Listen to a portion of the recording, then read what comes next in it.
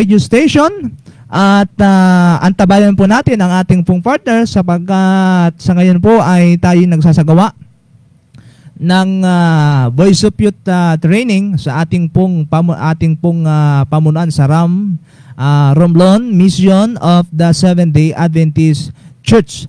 At live po tayo ngayon sa ating pong Facebook account, radyo natin. At kung hindi naman kayo makapanood sa ating pong live streaming ngayon, ay pwede din naman na kayo po ay makapanood sa ating pong YouTube channel. I-type po ninyo, radyo natin. At kung hindi pa kayo nakasubscribe, ay i-like na rin po ninyo. Subscribe na rin po ninyo, mga minamahal kong mga kaibigan, upang marami ang makapakinabang sa ating pong sinasagawang pag-aaral o programa sa ating pong palatuntunan. So sa hapong ito, mga minamahal kong mga kaibigan, ay ating pong ating pong nabuksan ang ating programa sa pamagitan po ng panalangin.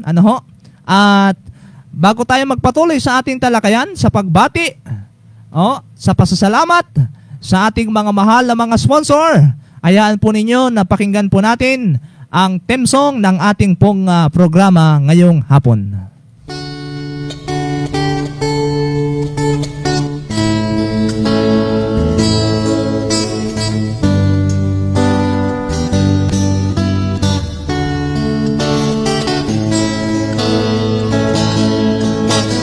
Ating silang sa mga kababayan natin upang sila'y makabangon sa sakuna dumating ang pag-asa'y iparating silang pasiglahin,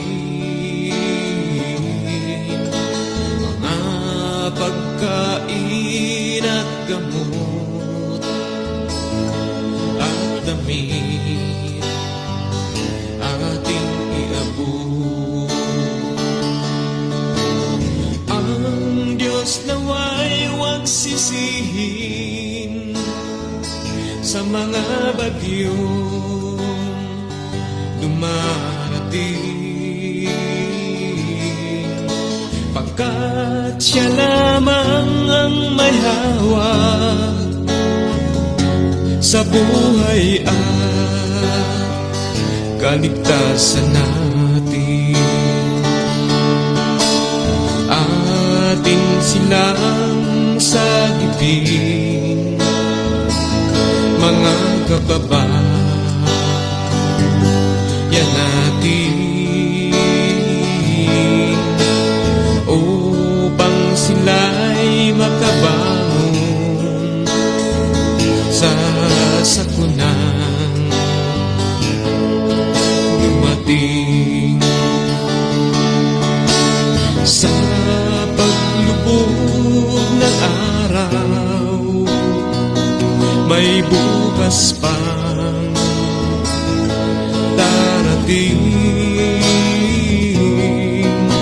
Handog ito ng Diyos sa atin upang siya ay ating sundin.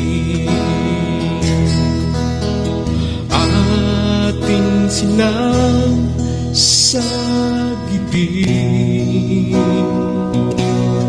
mga kababayan natin.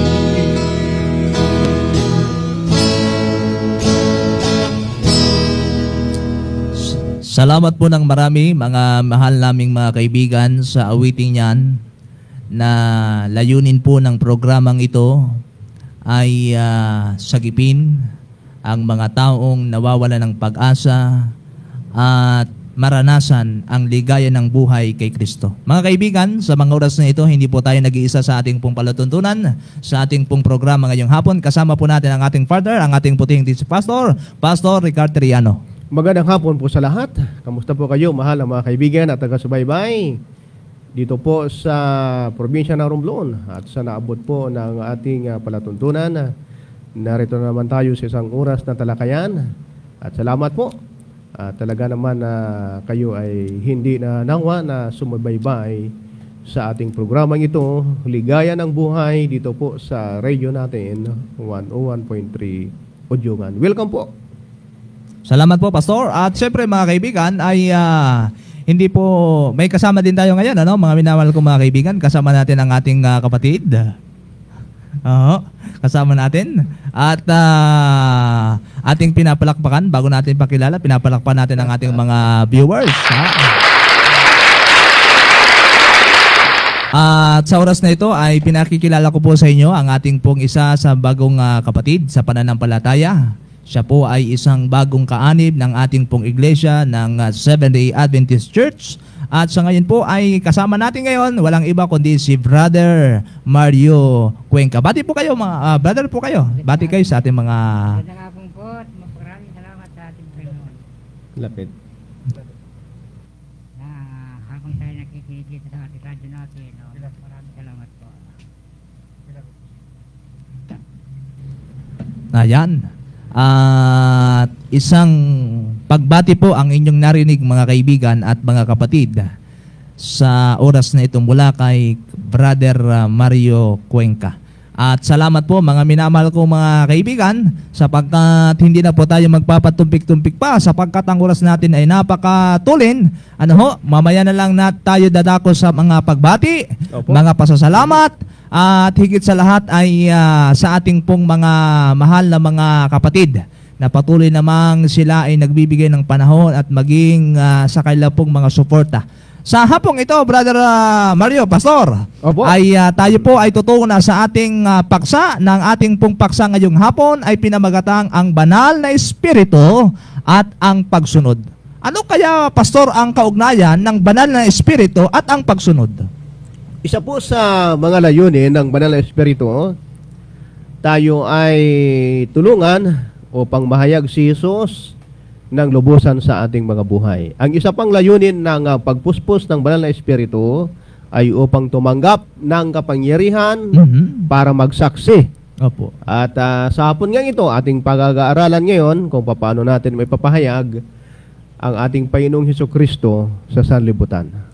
Kaya ngayon mga minamahal kong mga kaibigan, Brother Mario, Pastor, bubuksan po natin ang ating aralin ngayong hapon sa pamagitan po ng isang katanungan na ano ang dalawang uri ng pagsunod ang maaaring gawin ng isang Kristiyano na nag-aangking Kristiyano o di kaya'y ano ang panlabas na pagsunod o ano ang panloob na pagsunod. Kung atin pong pag-aaralan na may tinutukoy na panlabas na pagsunod. Opo. Bibigyan po natin ang pagkapakahulugan. Mhm. Ito ay pagsunod na maaring matungo sa legalismo. Opo. Kapag pinag-usapan partner ang legalismo ay usapin ito talaga na mayroong tinatawag na diskusyon. Sapagkat po pwede na magkasalungat ang Opo. bawat prinsipyo ng bawat isa. Mhm. Kung sumusunod ang mananampalataya ay sumusunod sapagkat naghahanap ng kaligtasan bilang gantimpala. Yan. At nais ng Diyos na pagkatiwalaan natin siya at sumunod mula sa ating mga puso. Kaya po mga kaibigan, mga kapatid, ang pagsunod ito ay maaring matungo sa legalismo kung sumusunod ang pananampalataya ay sumusunod sapagkat naghahanap ng kaligtasan bilang gantimpala at nais po ng Diyos na pagtiwalaan natin siya at sumunod mula sa puso. Panloob na pangsunod, ito ay nangyari dahilan sa malalim na pagnanais na sumunod sa Panginoon. Yan po pa dyan tiyatawag na panloob na pagsunod. Opo. Nasa talagang nararanasan mo yan at naramdaman. Kasi ang panlabas ng pagsunod ay pwede mo lang sabihin na ako ay susunod, hindi mo naman pwedeng gawin. Yan. Kaya po mga kaibigan, kay ganda at kay buti ng ating pagsunod sa Panginoon ay yung tinatawag na from the bottom of my heart. Diba? Parang kanta, no? From the bottom of my heart. Di ba, Brother Mar? Opo, yan po ay katotohanan, mga minamahal kong mga kapatid. Ngayon, mga minamahal kong mga kaibigan, sangayon sa isang talata sa Biblia, from the book of Psalms 51 verse 16 to 17, ay meron pong tinutukoy dito yung panglabas na pagsunod ay ito ba ay katanggap-tanggap sa Diyos? Ay, oho, at ito'y ating bubuksan ang banal na kasulatan. Ang wika po sa Salmo, talata 51, mga talatang 16 at 17. Ang wika po, sapagat hindi ka nalulugod sa hain na kung dili ay bibigyan kita. Wala kang kaluguran sa handog na susunugin. Opo. Ang mga hain sa Diyos ay bagbag na loob, isang bagbag at may pagsisising puso. O Diyos, ay hindi mo wawalaing kabuluhan. At dito, partner, binabanggit nga sapagkat ito ay napapatungkol po sa panlabas na pagsunod kung ito ba ay katanggap-tanggap sa Diyos. Opo.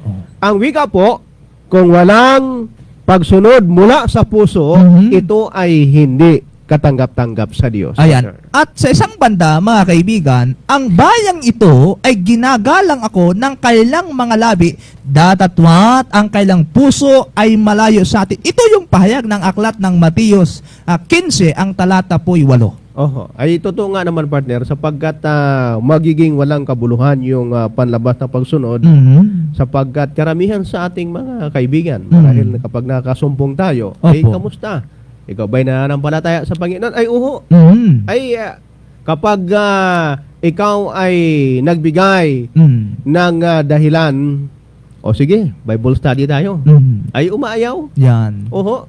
Ay panlabas na pagpapakilala lang. Sabi nga, sa salita lang sila nagkakaroon ng pagkilala sa Panginoon. Ang wika po sa Mateo. Kaya, dito po makikita natin kasamang Brother Mario ay ipinapahayag po ng Biblia na tayo ay maging totoo sa harapan ng Panginoon yung tinatawag na pagsunod sa Kanya. Kaya hindi lamang puro wika kundi ipakita din natin sa Panginoon sa pamagitan ng mga gawa. May katanungan, partner, na ito'y isang magandang katanungan din naman tungkol sa pagsunod.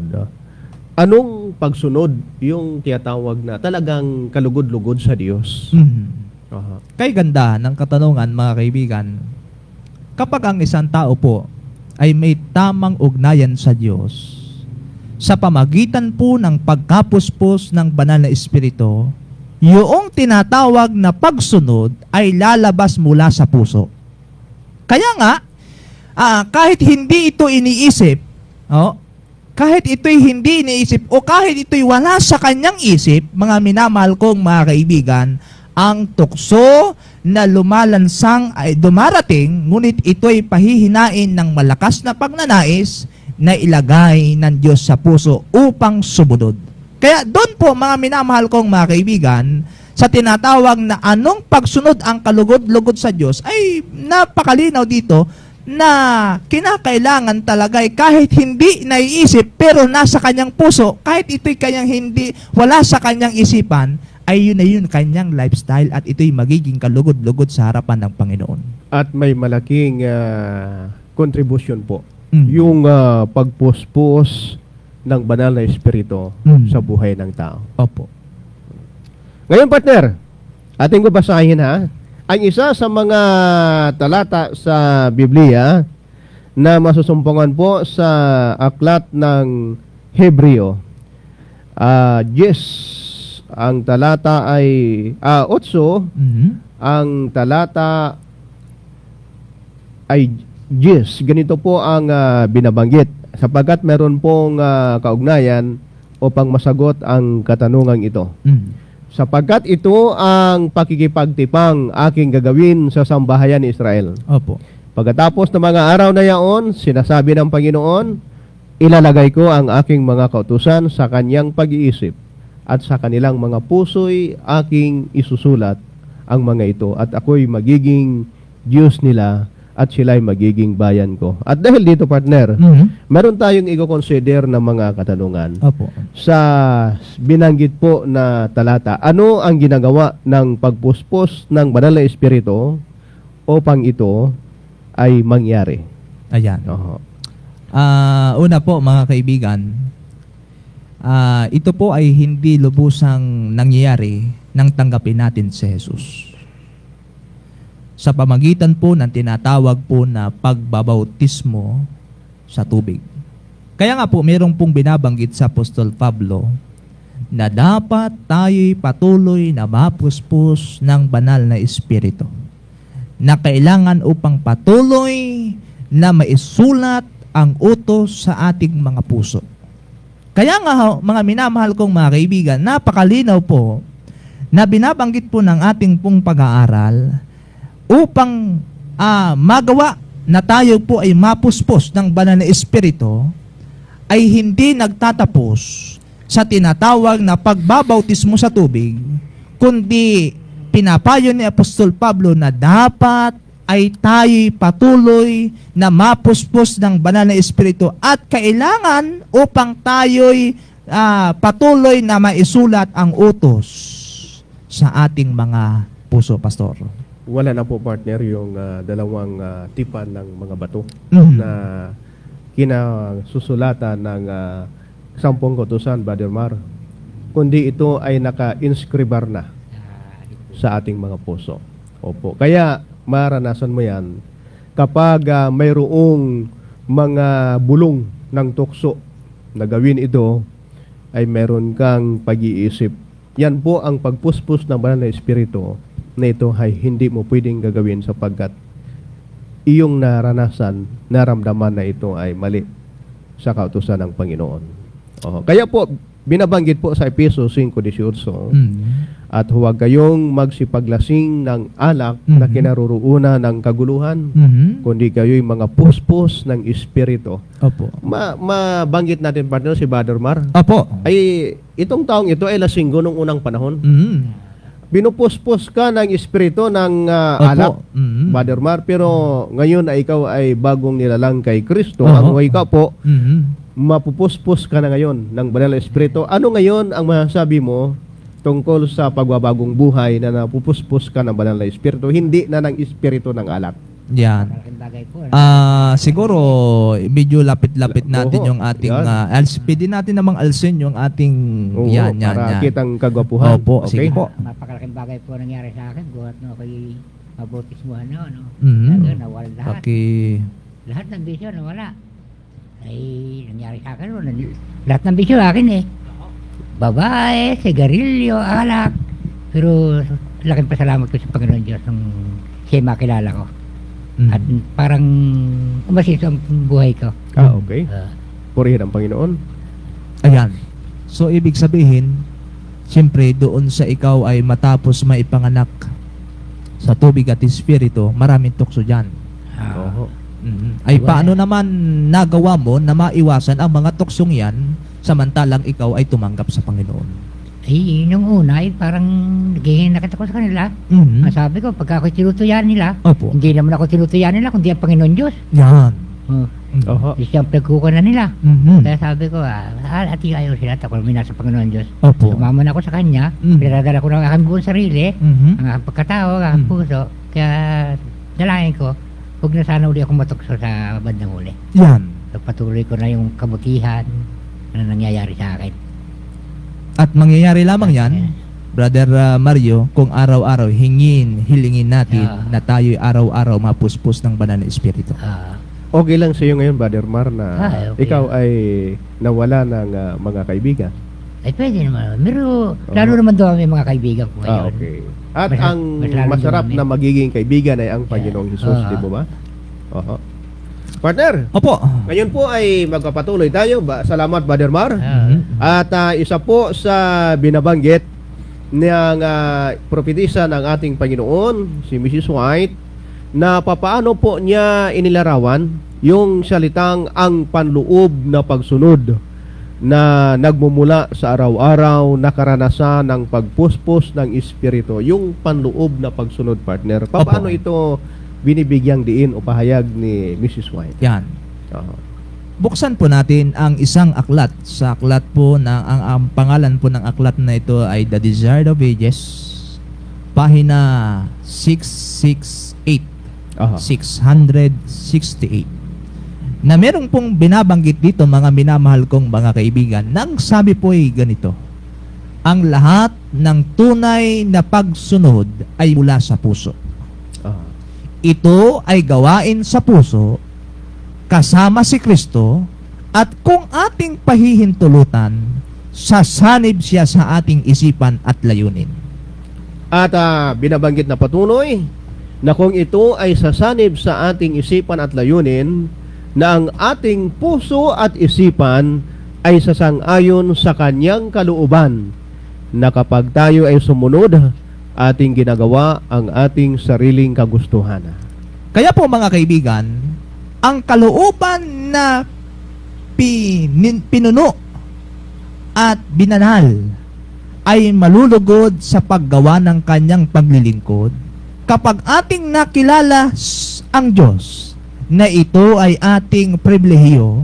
Ang ating buhay ay patuluyang pagsunod sa paghanga sa karakter ni Kristo sa pamagitan ng pakikiugnay sa Diyos at kamumuhian mo ang kasamaan. Ito, partner, ang tinatawag na total Opo. na iwawaglit mo sa iyong buhay anumang mga kamalian, kasalanang nagagawa mo sa araw-araw. Sapagkat ikaw ngayon ay pinupuspos ng banal na Espiritu at ang pagloob ng pagsunod ay nahahayag sa iyo sapagkat ikaw ay pinupuno at pinapabanal ng banal na Espiritu at ngayon ay meron kang kasigasigan Opo. sa paglilingkod sa Panginoon. Mga mahal na mga kaibigan, kay ligaya at kay liwanag na kapag ang lahat ng tunay na pagsunod ay mula sa ating mga puso, ito'y magre-resulta na lahat ng ating gagawin ay kasama natin si Kristo, Panginoon. ang Panginoon. Kaya tayo'y nagsasakripisyo, kaya tayo'y naglilingkod, kaya tayo'y sumasamba, kaya tayo ay nananalangin dahil araw-araw si Kristo'y nasa puso natin at bunga ng ating pananampalataya kay Jesus. Dalawang layunin lamang, mga mahal na mga kaibigan, ang ating tinutukoy o binibigyan ng focus sa ating pag-aaral sa hapong ito. Yung panglabas na pagsunod at ang pangloob na pagsunod. Kung hindi mo kaya, kaibigan, na gawin ang mga bagay sang-ayon sa sinasabi o inuudyok ng banal na Espiritu, at ikaw sa iyong buhay ay mayroong pakikipagbaka sa iyong sarili dahilan nga naman sa mga tukso, mga pagsubok na dumarating na hindi mo makaya, hindi mo po pwedeng sasabihin na makakaya ko ito sa aking sarili. Ang wika po ni San Mateo, maraming mga tao ang nagsasabi kilala nila ang Diyos sa salita lamang o sa kanilang mga bibig lamang. At yan po ay isang pagpapatunay na panlabas na pagsunod. Bagamat ang panloob na pagsunod, ito po ay ang tuluyang pagpupuspos ng banal na Espiritu sa ating buhay, na ikaw ngayon ay parabang nilililok. Doon pinupurma ka sa panibagong mukha ng iyong buhay. Mula doon sa pagiging makasalanan, ngayon ikaw ay tumatahak sa landasin na nakikipagpunyagi ka araw-araw dahilan sa mga pagsubok at tukso sa buhay, na ngayon ang banal na Espiritu ang siyang kumikilos sa iyong buhay, na andyan ang mga palatuntunan ng Panginoon na nagiging gabay, ang banal na kasulatan at ang kanyang mga kautusan upang lubusan po na magkaroon tayo ng pagsunod sa panloob ng ating pamumuhay, yung pagpupuspos ng banal na Espiritu sa kaloob-looban ng ating mga buhay. Okay mga kaibigan, meron pa naman tayong pong panahon sa oras na ito at mamaya po abangan po ninyo ang isa sa mga ilang mga katanungan sa ating isang kapatid, Brother Mario, kung paano niya nakamuhian ang mga makamundong gawain matapos po siya tanggapin ang Panginoon sa kanyang buhay. At bago po yan, mga minamahal ko mga kaibigan, hayaan po ninyo, pakinggan po natin ang isang awitin. Papuri po sa ating pong mahal na Panginoon.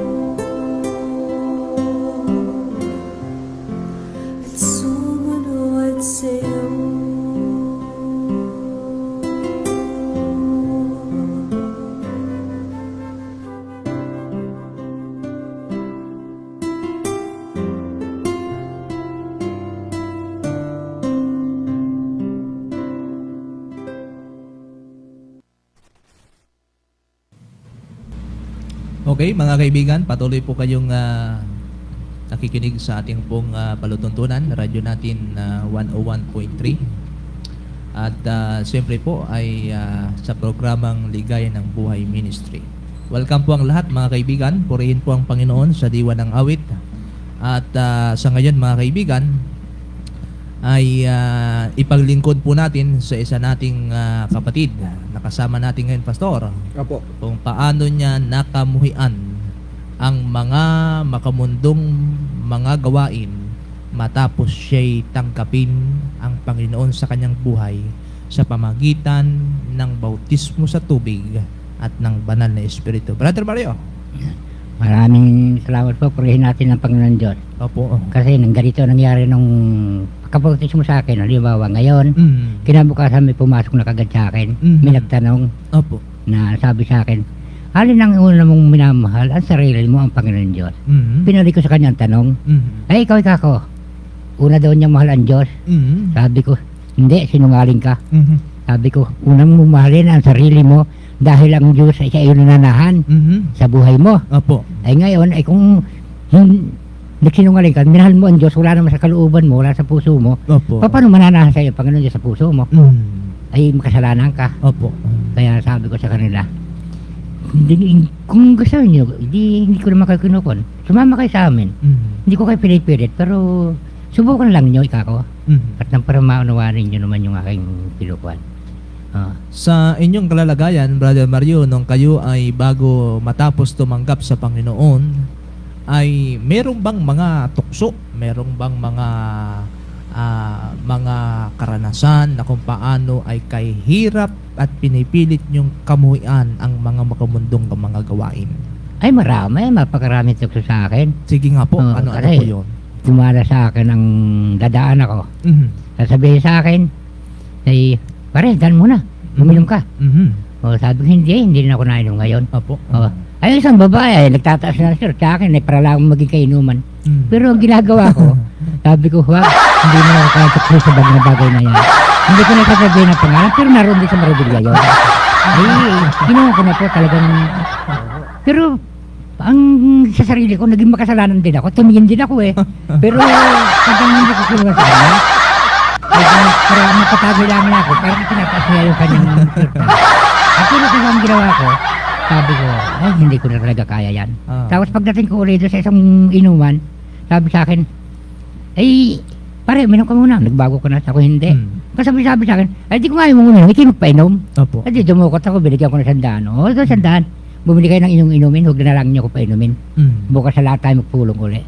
Kaya bukasan, nung mga kuwan, humingi na tawad sila sa akin, binabalik yung 100. Pasensya ka rin ka, brother, sinusubukan lang kita. Sabi ko, hindi ako sinusubukan mo, Panginoon Diyos. Opo. Sabi mo ganyan. Kaya pinupuri ko, Panginoon Diyos. Maraming salamat sa Panginoon Diyos sa ginawa niya kabutihan sa akin. Amen. Palakpakan natin. Salamat, Brother Mario, kung paano ay ngayon kasama po natin siya.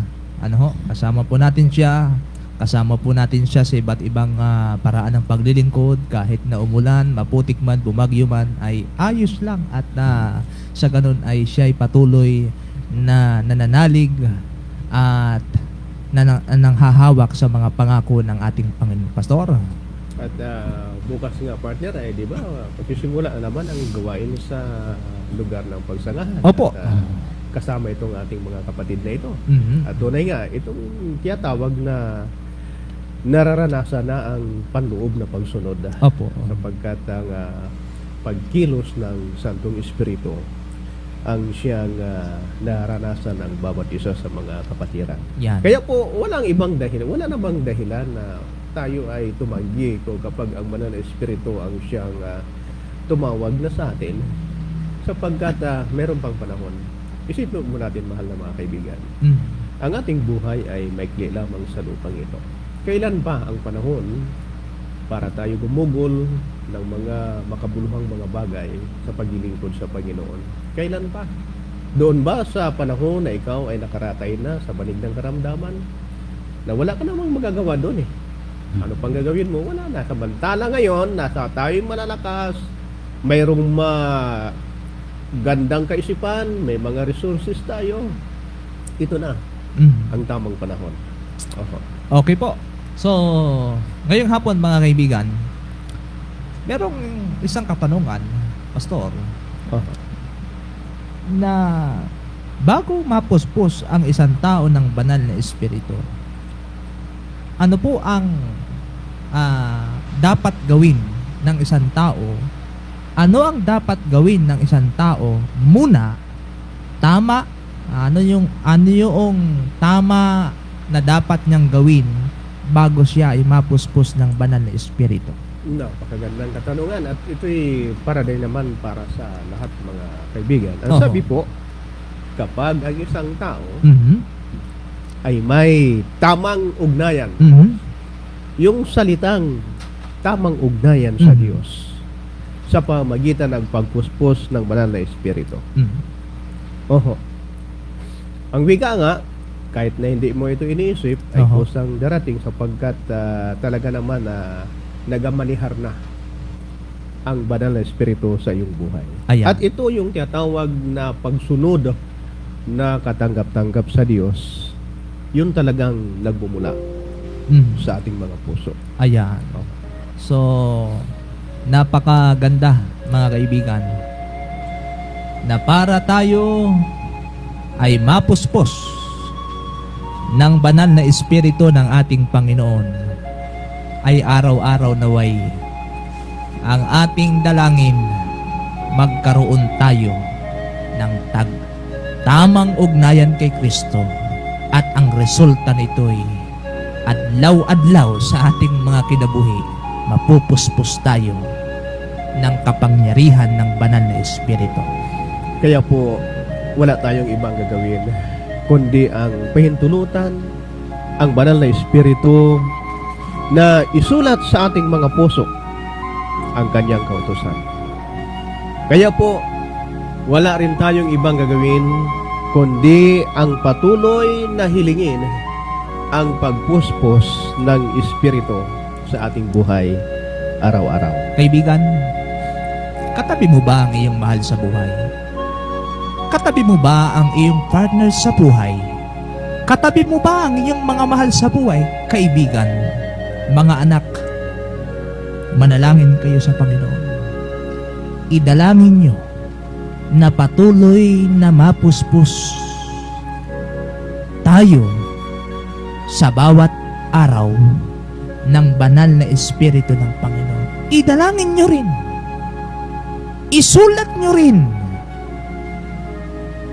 Naway patuloy na isulat ng Diyos sa ating mga puso ang kanyang kautusan, at idalangin ang mga taong mga mahal natin sa buhay saan man sila naroon, at anyayahan ang banal na espiritu ang siyang patuloy na maghari sa ating mga buhay. Salamat, partner, at sa bagay na ito, gusto kong batiin natin yung ating mga kaibigan. Opo. Sa mga labing mga panahon. Oho. At dito po sa ating distrito, Northern Tablas District, Mhm. tatlong bayan po ng Santa Maria, San Mhm. Agustin at Calatrava. Dito po sa San Agustin ay meron tayong mga patuloy na tumatangkilik katulad ni Geneva, Oho. ni Bibs, si Risa Ingrid, Mhm. Hanali, Naido Sorbito, Opo. si Brother Swords, Oho. Erickson, si Ma'am at si Salriaan, Mhm. Jelly Morales, Opo. Esther, si Marnie Lee at si Brother Max, at Opo. siyempre yung ating mga kaibigan dyan, Anyuso family at Mhm. Luta family, Morales family, Pamaran family, at napakarami pa, halos hindi ko masabi, mabanggit. At dito naman sa bahagi ng ating Remnant Association, Opo. itong sina Brother Rene, Mhm. Ma'am Remy, Ma'am Geraldine, ang ating mahal na sponsor, si Brother Christopher, ay Opo. tumatangkilik din. Si ang siyempre ang mahal na kabiyak partner, si Sister Nis, at Opo. ang mahal na mga magulang. Oho. At dito sa bahagi ng Santa Maria, Oho. meron tayong tumatangkilik lagi katulad ni Sheena, Oho. Princess Mhm. Nenet, ay ang kanilang mahal na ina ito, si Opo. John Radney, Vanessa, Cherish, Joy, and Joy. At siyempre iba pang bahagi ng ating distrito sa Calatrava area, Opo. partner. Mm. Sige, kung ano pa yung ating mga ating pong bumabanggit. inanyahan ng lahat sa darating po na February 20. Oho. Ang Kalipababa Zone ay meron po tayong sasagawang fellowship sa lugar po ng Pagsangahan. At sa ganun po ay doon tayo magkakaipon-ipon at yun din ay end ng program na isasagawa po nating care group evangelism sa area po ng Pagsangahan. At sa ganun po mga minamahal kong mga kaibigan ay hindi po natin nakakalimutan din na batiin at pasalamatan ang ating mga mahal na mga sponsor, Pastor. Opo. Ganoon din po ang ating pong pamunuan, ang Romblon Mission of the Seventh-day Adventist Church sa panguna po ng ating mahal na Presidente, Pastor Orly Pahilan. Kasama po ang mga officers and directors, Sir Dennis Federico, Pastor Jan Panganiban, Pastor Jerome Pereira, at sa lahat po ng mga district pastor na sinasakupan po ng Romblon Mission of the Seventh-day Adventist Church. Ganoon din, Pastor, ang ating mga director ng mga kababaihan. Opo, katulad ni Ma'am Love Pahilan, Ma'am Vance Federico, Ma'am Janet Pereira, si Ma'am yung ating dalaga dyan, at Sir Lewin, si Sir Gisrel, at sa lahat po ng mga bumubuo ng Romblon Mission, mga kasama nating district leader at district pastor.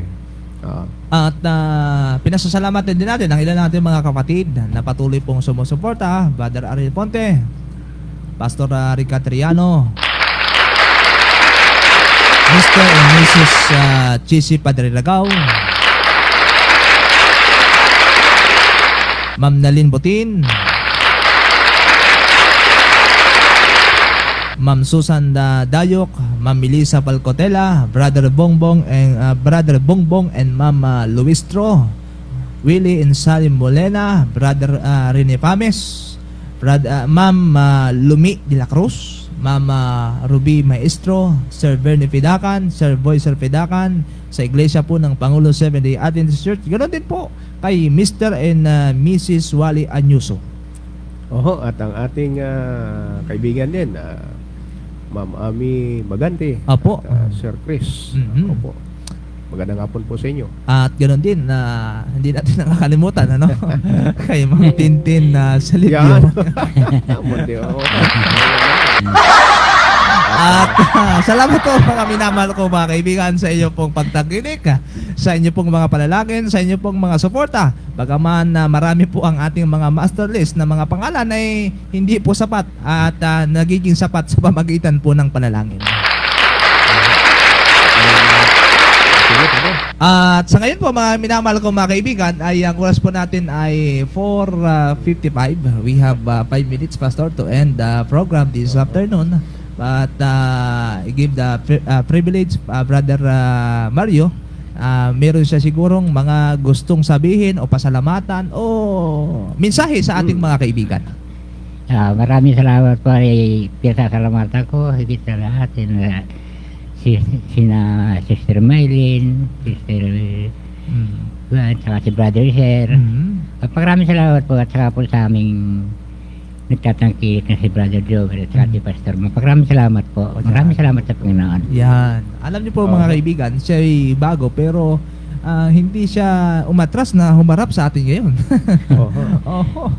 At sa ganun ba, hindi niya alam na siya ay uupo at magsasalita ngayon. Pero it's the will of God. Ito po'y kalooban ng Panginoon to privilege na makasama po natin siya ngayon pong hapon. Ay, baka mayroon pang gustong sabihin na brother. Ako po'y talagang umaayaw kahapon nung niyayakag ako ni Brother Joe. Ayoko, marami akong trabaho. Ay, sabi ko, maya, marahil plus ako ng banal na spirit. Sabi ko, sige, sama na ako. Pero hindi ko alam na dito ako dadalhin niya. Ay, sabi ko, alam ko ako dadalhin dito niya, dapat binigyan niya ako ng bubasahin para makapagsalita ako ng husay. Kaya wala akong alam, binabigla ako Pasensya na po. Ayan. At sa ngayon po mga kaibigan ay salamat po sa inyo pong pagtangkilik at sa ating pong palatuntunan. At hindi lang tayo dito sa Romblon napapakinggan kundi sa iba't ibang mga lugar. At patuloy po ninyong isama kami sa inyong pong mga panalangin. At ganoon din sa ating pong mga mahal na mga kapatid. Subalit bago po mag-end ang ating program na ito, at syempre pasalamatan natin ang Panginoon sa pamamagitan ng panalangin at paglilingkuran tayo ni Pastor Rica Triano. Sa iyo po, dakilang Ama, ang lahat ng papuri at pagpasalamat ay aming ibinabalik sa inyo sapagkat kayo ay napakabuti sa lahat ng panahon. Narito naman muli ang pagtatagumpay ng programang ito, Opo. Ligaya ng Buhay Ministry, dito po sa 101.3 Yes, radio Lord. natin Udyungan, na inyong ginagamit na kasangkapan ng istasyong ito upang mapahayag ang pabalita sa naabot po sa mga lugar ng istasyong ito. Yes. Salamat po ng marami at sa patuloy naming mga paggawa Mhm. sa buong sanglinggo na naman, dakilang Opo. Ama, Yes, Lord. aming tanging hiling ang pagpuspos ng banal na Espiritu sa aming mga buhay Yes, upang Lord. sa ganun maganap sa aming mga sarili Opo. na kami ay maging karapat-dapat na humarap sa inyo Yes, Lord. at tanggapin ang lahat ng iyong mga pagpapala. Opo. Marami pong salamat sa iyong mga kaloob sa Opo. bawat isa, sa aming mga kaibigang sumusubaybay, Opo. sa bawat gawain na kanilang ginagampanan. Yes, Lord. Sa pangalan ni Jesus, Amen. Amen. Amen. Mga karadyo natin, ka-YouTube, Kaligaya ng Buhay, salamat po ng marami sa inyo pong pagtangkilik, pagsubaybay sa loob ng isang oras. Ako po ang inyong kapatid kay Kristo, Brother Jomer Taihon, at ang aking pong partner. Pastor Rick Riano, magandang hapon po sa lahat.